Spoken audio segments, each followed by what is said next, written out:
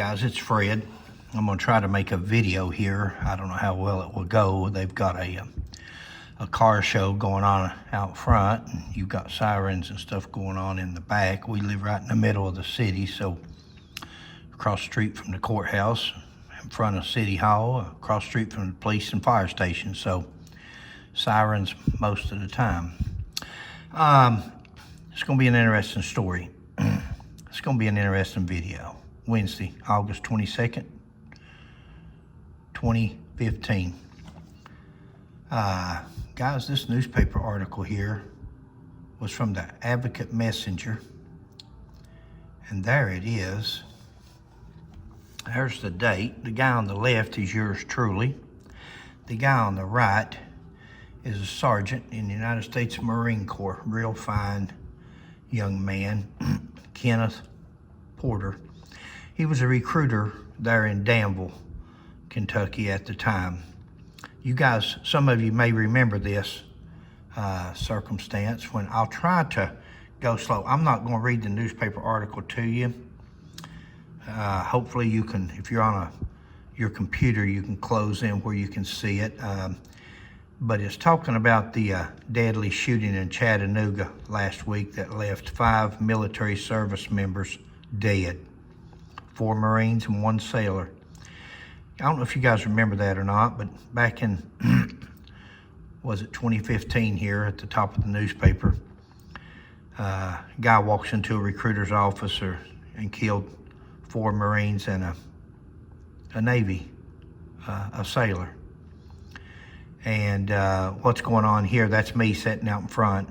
Sheila joined me on several occasions. My son-in-law joined me on several occasions, and other Marines and other people. Some people that wasn't even military. But over the next 3 or 4 weeks, whatever it was, it went for quite a while, we would sit out in front of the recruiter's office just to let him know that he was protected, and as a memorial, more or less, honoring the 5 servicemen that were killed. During this interview, that's the front of the newspaper there. I'm hoping you can read that. And then it says, see guard on page 8. And if we go to, there's that up close where you can read. And if we go to page 8, and I've got my service, my duty belt on. I took vacation, I took sick time, I took whatever time I could, and I spent at the recruiter's office over the next 3 or 4 weeks. That's my shotgun, the Cruiser, Houstonville Police Chief, Fred McCoy, and it tells about the Marines being killed. There's you a close-up, maybe you can read that better. And means a lot as far as knowing the community has your back, Sergeant Porter. And that's what he thought. I had his mother and father, I forget where he was from, what state, but they even contacted Sheila and I, thanking us for taking care of their son, watching out for their son. He didn't need us. He didn't need nobody. He's a Marine. He didn't need nobody to watch out for him, but they did appreciate it. And guys, what I'm talking about here, the reason I'm showing you this story is, while they watch out for us in foreign lands, we can surely take care of them until the law changes. And my complaint is that it was legal for these guys to carry guns all over different countries, different nations, different part of the world. They could carry guns, but they wasn't allowed to carry guns here on their own soil. They wasn't allowed to carry gun. This guy wasn't allowed to carry a gun. He's trained in firearms. That's what we Marines do. We train to kill, we train to fight, we train to shoot. And they're not allowed to carry a weapon in a recruiter's office or where he worked in order to protect himself. How sad was that? And everybody that interviewed me on television, and we had a lot of press during that time, and we would tell them that we were disappointed that, and the law needed to change. Well, yesterday, April the 2nd, 2026, Hegseth authorizes off-duty service members to carry private firearms on installation.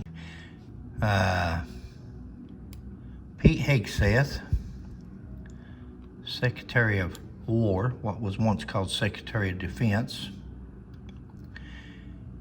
signed into law, more or less, as far as the military is considered, that it's now legal for Marines, sailors, soldiers, Coast Guardsmen, Air Force to carry guns. They can now carry weapons that they can protect themselves with. I think it's great. I think it's honorable of him to stand up and do this. And I think it's a great thing for the military services. I think it's going to protect a lot and probably save a lot of lives, because after this war is over, that doesn't mean that the backstabbing, that doesn't mean that the behind the scenes, that doesn't mean that the plots are going to stop as far as hitting military bases or hitting other people. It's not. This only shows that if somebody does do something on a military base, in a recruiter's office, or anything else, that now they have to worry about the other soldiers, the other Marines, the other sailors, the other Air Forcemen. They have to worry that they're not going to get as many shots off. This is not going to be like one of the school shootings. These people are now going to be carrying. So it may get one, may get two, where once upon a time they may have got 20 or 30. It's not going to happen anymore. Now, what I encourage the sailors, the Marines, the soldiers, the Air Force to do is to train with their weapons. Let's don't have any accidental discharges. Let's don't have any accidents. Let's don't do no fast draws. Let's be adults. We act like we've trained. The same way we train carrying our military weapons and rifles and pistols, we do it with our own, with responsibility. And that way, this is a good law. It stays in effect, and a good policy, and makes our military personnel a whole lot more safer than what they were. To Mr. Pete Hegseth, I salute you. Sheila and I salute you.